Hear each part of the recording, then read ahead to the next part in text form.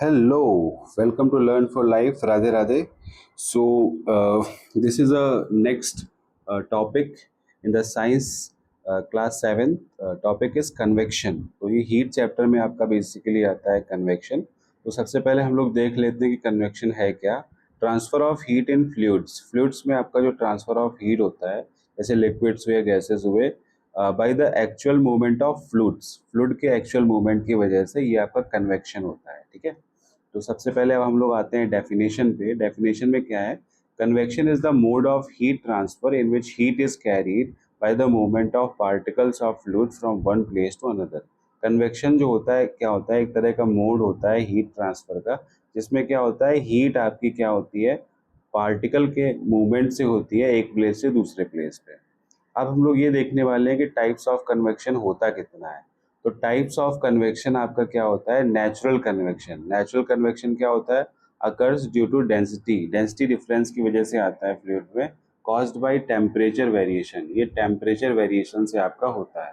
No external aid require. इसमें कोई external aid आपकी रिक्वायर नहीं होती. फिर आता है आपका फोर्स्ड कन्वेक्शन. फोर्स्ड कन्वेक्शन क्या होता है? Occurs when the fluid movement is assisted by external means like fans, pumps etcetera.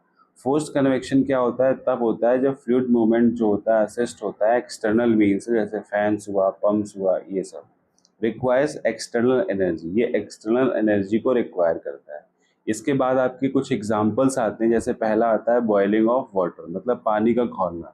Second आता है सी ब्रीज और लैंड ब्रीज. सी ब्रीज और लैंड ब्रीज दो एग्जांपल्स हैं. थर्ड आता है warm air rising from a heater. जैसे warm air rise कर रही है हीटर से, वो आता है.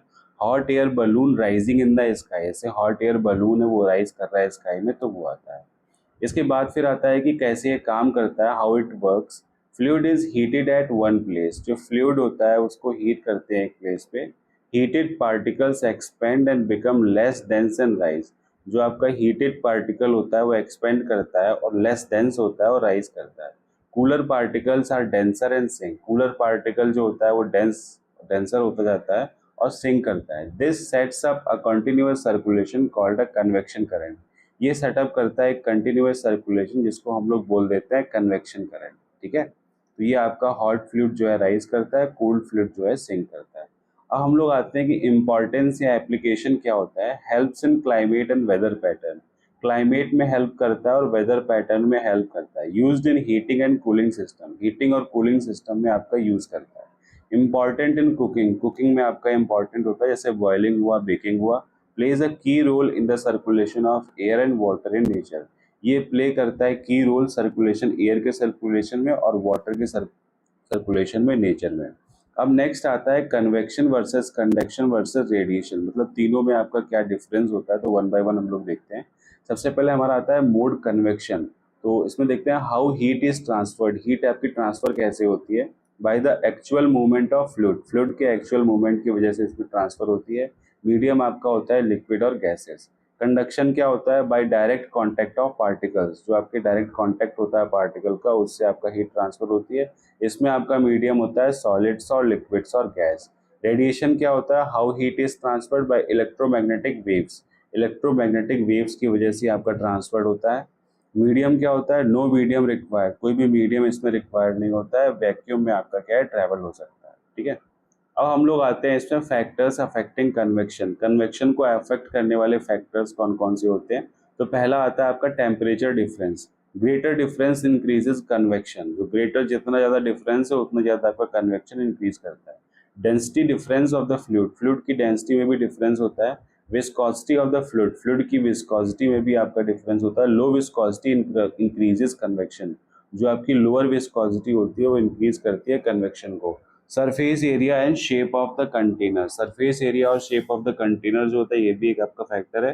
फिर speed of external agency. External agency की स्पीड जो होती है वो भी कन्वेक्शन का कारण है. अब क्यों, कुछ हमारे की पॉइंट होते हैं.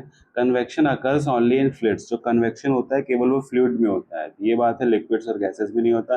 मतलब होता है उसमें, लिक्विड्स और गैसेस में भी होता है. It involves bulk movement of the fluid.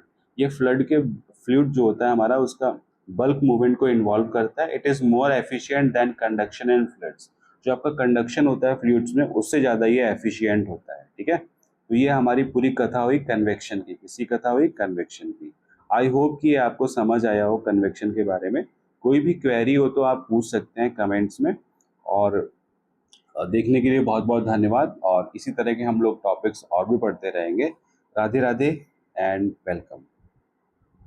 Bye.